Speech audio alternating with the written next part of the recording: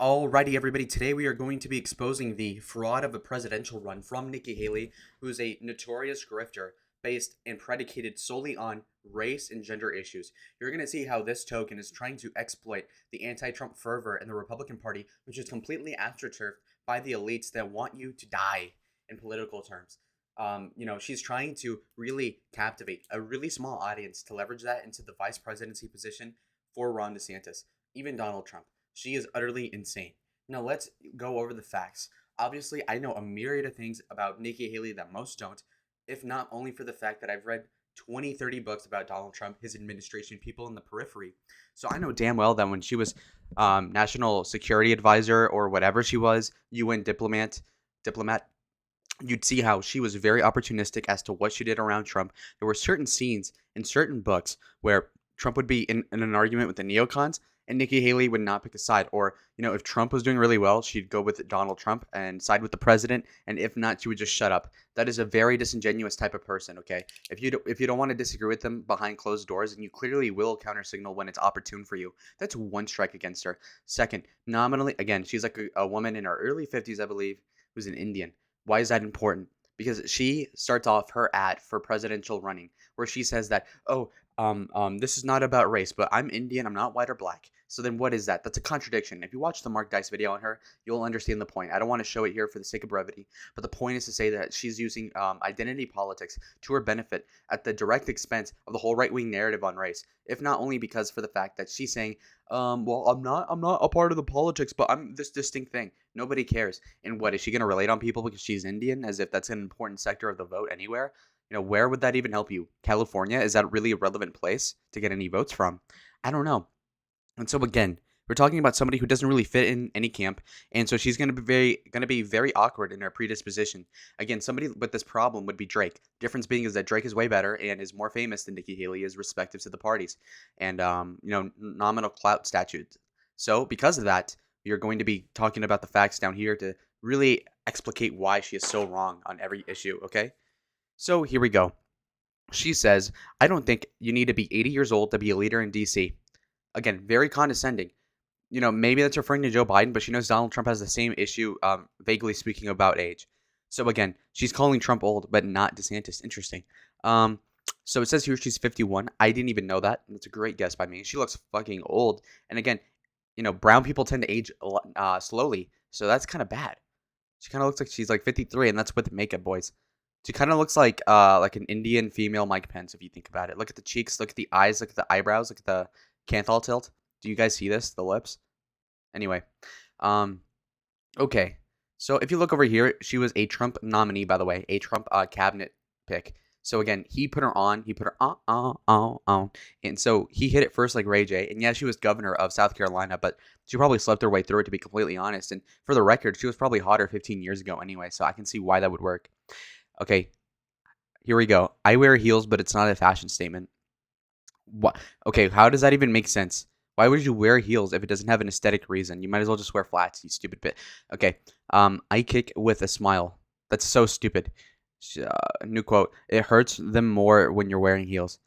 Wait. So it hurts liberals more if it's a conservative girl wearing heels? Why? And again, they hate on Marjorie Taylor Greene no matter what the fuck she says, and they could care less if she's a girl. What a stupid, inane defense that is. She was the first person to be elected in South Carolina that wasn't a white man. Who gives a rat's ass? Think about it. This is all leftist talking points. Oh, I was the first colored minority. Who cares?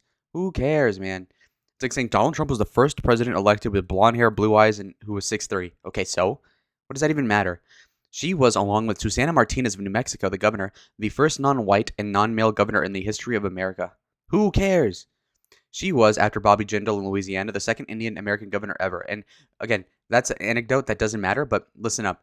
When Bobby Jindal ran for president in 2016, he called Donald Trump a maniac and that he was an egomaniac and that he was going to nuke the entire planet or something. And so, Indians in presidential elections, not so good. Nimrata Nikki Randhawa was born Jan 20th of 1972, so Inauguration Day. The third of four children of a Sikh family. Again, so I'll appeal to the obscure Indian population. Okay, well, you're Sikh, first of all, so how would that even work against, like, Hindus and Buddhists? I don't know how much of an appeal that is. And again, this fucking name, Nimrata Nikki Randhawa. That's not American, okay? And again, minorities could be president. It just doesn't fit the scheme. It's like if you had a football player and his name were like Punjabe Ali Kamara, like, okay, I mean, a lot of black people are in the NFL, but, probably change your Nigerian name to something else, right? Her father, Ajit Singh Randhawa, again, stupid name, from the Punjab region of India, got a master's degree in biology before moving to Canada to get a PhD. So a typical Indian, okay, that's fine. At the University of British Columbia, okay. In 1969, he landed in a small, segregated Bamberg, South Carolina, to teach at Voorhees College, and nearby HBCU. Wait, hold on. So he taught at a black college. Is that it? Weird. Her mother, Raj. Again, your mom's name is Raj, by the way. That's a guy name. Okay, Raj Kaur Randhawa, also from the Punjab region, grew up with a wealthy family in a big house in the shadow of the Golden Temple, what even is that? The holiest site of the Sikhs. Earned a law degree, highly unusual for the woman in that place and time, and began in South Carolina by teaching 6th grade social studies in the local public schools before starting a gift shop, which she turned into a multi-million-dollar fashion boutique. He wore a turban, she wore a sari and a bindi. My parents, she said, were more American than anyone I know. First of all, non sequitur, shut the fuck up. So I don't know what a sari and a bindi is. I assume it's a towel on their heads. I don't know what that is. Um, and in respect to what the family is, again, the connotation if you have an immigrant brown family is that you grew up poor, got it from the mud. This could not be further from the case as seen here. The father had a big degree, so he had a good teaching job. And then with the mom, again, she got a law degree and ended up being a 6th grade teacher in social studies, which just shows how worthless those Indian degrees are relative to American ones, right? So the dad got his degree, I believe, in the PhD in Canada, which is why he got a good job, whereas the mom got a law degree, which a law degree should get you like 300 grand a year. Instead, she's a fucking elementary school teacher, huh? Interesting. Her older brother, Mati, was born in India. I don't care. Her oldest sister, Simi, again, stupid name, was born in Canada. She was born in South Carolina, and so was her younger brother, Goji, again, stupid name, in Bamberg. Population of 2,500 at the time, and an hour or so from the capital. The Randhawas were the only Indian family. The person from whom they bought their house, the family has said, made them promise to not entertain black people in the home. Okay, so first Indian family in a South Carolinian rural town of 2,500. That's not noteworthy. I bet you there's no Norwegian families in this town either. So who cares? And then the other point is that some family 50 years ago told them to not have black people in the house. How is that even relevant to what we're learning about her now? Like, is the implication that we had blacks in our house? I doubt they did. Who cares? In kindergarten at Bamberg Elementary, in the school play at Thanksgiving, she was given the role of Pocahontas. The boys danced around her, doing the American Indian hand-to-mouth call. As she would later say, did they realize that I wasn't that type of Indian? Why can't I be a pilgrim? Again, did she even want to be a pilgrim? And when they do the Pocahontas play, they have to get a white girl to do Pocahontas if she wasn't there anyway. It's the most befitting role in the first place. Secondly, who freaking cares, right? They would get a Mexican to do Pocahontas in most cases, right? Who cares? She and her sister 1 year were contestants in the Little Miss Bamberg pageant. Her talent was singing. She sang "This Land Is Your Land." The judges traditionally picked one white winner and one black winner. They called my parents to the back. She later recalled of the event organizers' confusion over what to do with the Randhawa sisters and said, if we put them in one category, the one group will be mad, and if we put them in the other category, the other group will be mad. She got a beach ball as a token of an apology for a disqualification. That doesn't seem real. I don't care. One day she was to play kickball with her classmates. You can play with us, but you have to pick a side. One girl said, are you white or are you black? I'm neither. Again, who cares? Who fucking cares? I just don't care. She watched Gilligan's Island and the Brady Bunch and the Love Boat and Fantasy Island. She played Monopoly and the Game of Life. She was a Girl Scout. You have to go to church or you're going to help people, would tell her. Not an important detail. The Randhawans never said "I love you" to each other. They didn't hug much either. If the kids cried, their parents would tell them to get a glass of water and go to their rooms. They knew that we would face hardship and obstacles in our life, and they wanted us to be prepared. Nikki Haley would write in her 2012 book, "Cancer is not an option." So their philosophy was that you don't complain about problems, you do something about them. Don't care. She could read cursive by the time she was 4. She skipped most of 2nd grade. Every time she brought her own report card and her recollection, her mother always did the same thing, put on her glasses, look down at the grades, look at her and say in a serious tone, well, if you're happy with this, then I am. Again, why do I care? 13. She started doing the accounting for her mother's business when she was 13, okay? She went to Clemson University on a scholarship, okay, to study textile management. Literally, why? What a stupid degree. She graduated with a degree in accounting, okay? She met her first college first weekend of college, the man who would become her husband, Bill Haley. That's a Jewish guy, right? Whatever. She got him to change his name to Michael. Why? You don't look like a Bill. Wow, what a fucking cuck if he changed his name for a girl. Everyone who knew him before I did knows him as Bill. Who cares? Nikki was very stubborn, according to her classmate at Clemson. If she decided something had to be a certain way, yeah, it's not a good character sign. Her parents wanted her to marry in 1994. It was not acceptable to be dating. Her parents told her to marry the Michael guy. Okay, they were married in '96. Okay, they went. They chose Christianity. Okay, her daughter Rena. She has a YouTube channel, by the way. Very obscure one. Her son Nalen was born in 2001. All parents feel blessed. Okay, who cares about the daughter? Okay, after a couple years of an accounting supervisor for a recycling company in Charlotte, her first job out of college, she returned home to work for the Exotica International, her mother's business that had grown to a 10,000 square foot store. Okay. The reason I actually ran, again, so she didn't grow up poor, by the way. The reason I actually ran for office is because of Hillary Clinton. Cringe, fucking red flag alert. Red flag alert. Stop the play. It's dead. Red card. Nope, nope, nope. I got inspired by Hillary? Bro, killers. No, come on, really? She told the New York Times everybody was telling me that I shouldn't run. I was too young. I have small children. I should start at the school board level. I went to Brigham University, and Hillary Clinton was a keynote speaker on a leadership institute. And she said that when it comes down to women running for office, there will always be everybody that'll tell you that you shouldn't. But that's all the reasons why you need to do it. Cringe. She ran in 2004 for a seat in the South Carolina House. Okay. She tapped the screen of her computer, saying she got from the fortune cookie during her campaign. Winners do what losers do not do. What? Kuhn's campaign mailers falsely called her a Buddhist housekeeper and pictured her with her father with his turban, a half page. That's base though, and that she's not a real Republican. Well, they were right. In a deeply conservative legislative district, mostly fundamentalist Christian and more than 90% white, she got into a three-way primary, 40% of the vote to Kuhn to force 42 to force a runoff, and then she won by 10. Who cares? She was voted by her colleagues the chair of the freshman class her first year in the legislature. The second year, she was named the majority whip. And her third year, the speaker put her in the influential Labor, Commerce, and Industry Committee.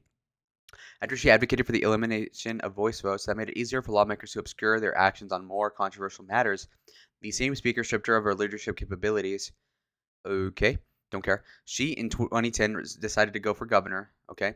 She got backed by Mark Sanford. Again, this is an important detail because apparently the guy who backed her and put her on to the gubernatorial race got into an affair where he got exposed for cheating on his wife in Argentina, which is based. So then she threw him under the bus, obviously, when it was opportune because she's a fucking bitch. If somebody put me on, I would not snitch on him. And if he gets accused of something, I would just stay quiet. If he cheats on his wife, it's like, okay, whatever, man. Not my problem. A major potential donor asked her to produce 10 years of tax returns and phone records and a full background check to make sure she wasn't related to terrorists. That's pretty crazy. Jake Knott, a state senator and ex-cop in Vietnam vet, called her a fucking raghead. On a talk show on the internet called Pub Politics. We've got a raghead in Washington. He said, referring to Barack Obama, the president at the time, you don't need a raghead in the state house. People going into politics these days are different from the people I was served with. Okay, you have to be one of us to get elected. More than a decade later, everybody knew she wasn't a real Christian. Haley, after every speech of her campaign for governor, said the same thing. I am a proud daughter of Indian immigrants who remind us every day how blessed we are to live in this country. Again, if you're so American, stop mentioning how you're fucking different then. Jesus. In the stretch run of primary, a political blogger claimed to have had a romantic relationship with Haley, a prominent lobbyist in Colombia who was a fundraiser for the campaign of one of our opponents, said that he and Haley had a one-night stand and she vehemently denied the allegations. I'll never get over it. I read about this in 2007. I don't know. It seems pretty real. Sarah Palin endorsed her. So did Mitt Romney. She returned the favor in 2012. He was the governor of a liberal state, referring to Massachusetts. They had an 85% Democratic legislature. He was able to work with them to cut taxes 19 times, balance the budget to me. That's what we need in Washington. Very facetious, okay? For a guy to cut taxes 19 times and for things to not get that different in terms of the economy, it means that he's fucking lying. 19 Romney tax cuts are probably like 2 regular ones, okay, if you think about it that way. And again, none of you probably know this, but in order to enact a lot of things that Romney did in the legislature in Massachusetts, he raised toll fees and a bunch of like backward shit to say, oh, I didn't raise your income taxes. But that's very facetious because he made everything more expensive aside from that. So the night that she won the primary, she booked the State Museum in Columbia for the party. Okay, who cares? She ran for a Tea Party reformer and a wavier, okay? That makes it easier for her to win. Okay. She prioritized as governor, luring industry to the state. Okay, so she brought Boeing, I think. Okay, cool. To replace Jim DeMint in the Senate, she appointed Tim Scott. Red flag alert. Garbage, garbage. Tim Scott, one of the worst politicians ever. Him and Lindsey Graham are like the tank bowl of fucking senators. It's like the Texans and the Lions of like 2019. Okay, it's fucking horrendous. In 2015, the aftermath of the Dillon Roof massacre, she took down the Confederate flag as if that had anything to do with it. So again, very gay of her to do. Haley gave the GOP response to Obama's final State of the Union in 2016. Okay, during which she wanted to resist the temptation to. She said in what most listeners took back as a Trump rebuke, nobody who is willing to work hard, abide by our laws, and love our traditions should ever feel unwelcome in this country. Again, more CivNat garbage. All this like, oh, if you believe you're an American, you'll come in and be an American. Again, very, very wrong. Because most people that would say that about themselves, oh, I love America, are just here for the money. And, for that reason alone. And again, they vote super Democrat. You don't want to have them over here. Okay. They don't contribute anything in any substantive manner. Aside from big corporations wanting to enjoy their labor. I would say exploit, but I'm not gay. So, and the run up to the year's important South Carolina primary, she endorsed Marco Rubio. Okay, red flag. Also, the child immigrants, don't care. As also a former state lawmaker. Okay, whatever. I will do whatever it takes to help you beat Donald Trump. She told Rubio. Cringe. I vividly remember this story. She's such a bitch. She attacked Trump for his business failures, for not releasing his tax returns, and for not disavowing the Ku Klux Klan. What a facetious way to think about it. Oh, you won't disavow Ku Klux Klan. Are you implying that Trump is okay with them or something? What a stupid thing to say. What a stupid thing to say. Wow, what a facetious little broad. Trump, she said, was everything we teach our kids not to do in kindergarten. Again, horrible. And for Donald Trump to appoint her was a mistake, honestly. And I get what he was doing. He was trying to keep her close to like not try to sabotage them outside of the federal government. But aside from that, she was horrible. She's fucking sucks. In picking Rubio, she had utterly snubbed Jeb Bush, the former Florida governor who had offered her early advice and inspiration in her own gubernatorial run on which she leaned on for expertise. Again, she betrayed Bush, of course. She's a scumbag, of course. People close to Bush considered this a low point of the presidential campaign. Her calling him to explain the best chance to stop Trump was for her a higher priority than loyalty. The relationship reportedly has never recovered. Of course. Rare Jeb W, by the way. After Rubio lost and dropped out of the presidential race the following month, she shifted her support without fully endorsing Ted Cruz. It was her only hope and prayer. Again, what a cowardly little bitch. She's over here saying, oh, Ted Cruz has the best chance of stopping Trump, but she won't even endorse him fully because she's so scared that Cruz is far right. Cruz of everybody, oh, he's too far right. You know what, then, Brada? Just leave the country then. Go live in Berlin. Go live in someplace more liberal then if you're so scared. Her mother was a Trump supporter from the start, Haley would say in her 2019 book. My mom must have been on to something. So true. So true. Her mom is more based than her daughter. So true. Eventually, reluctantly, she voted for Trump. This election turned my stomach upside down. Okay, anybody who says, oh, I had to hold my nose and vote, cringe. Okay, cringe. Then, okay, let me see. Then she tweets, the people of South Carolina are embarrassed of Nikki Haley, says Trump. And then she says, bless your heart. She tweeted back again. Cringe, sassy woman, sort of like come back like, oh, yeah, you're so cute. Oh, I hope you get help, honey. Who hurt you? Cringe, cringe. She was scheduled to go on NBC's Today Show the morning after the election and go on Meet the Press. Okay. She canceled the bookings. Okay, whatever. When Trump asked her to be the ambassador of the UN, she had three conditions. She had been a governor. She told him so. She didn't want to work for anybody else. She wanted to be in Trump's cabinet and work directly with Trump. She called herself a policy girl. Cringe! And wanted to be in a room where the national security decisions were made. And she insisted that she wasn't going to be a wallflower and that she needed to be able to say what she said, what she thought. And he agreed to all three. Okay. And he was true to his word. Okay, whatever. When she moved on to the UN job, she had next to no foreign policy. Okay, why? Yeah, bad pick. Whatever. In every instance I dealt with him, he was truthful. He listened. He was great to work with. She only was positive about Trump with that book. She just was grifting. On policy, I agree with everything that he's done. Again, I want to see her with the same energy in the primary. In 2020, after George Floyd died, She said it needs to be personal and painful for everyone. Why? Why do I have to feel bad? And even if it's a bad thing, why do I have to feel bad?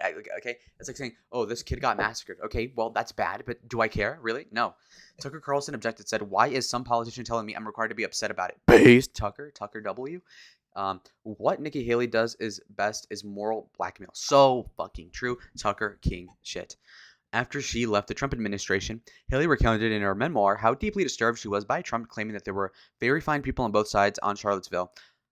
Okay, cringe. Again, counter-signaling Charlottesville, which was a very tepid response. The day after Jan 6, she said in a speech at the Republican National Committee's winter meeting that Trump's actions since Election Day will be judged harshly by history. Fuck you, Nikki Haley. I think he's lost any sort of political viability he's going to have, which is why he's leading the polls, by the way, you fucking idiot.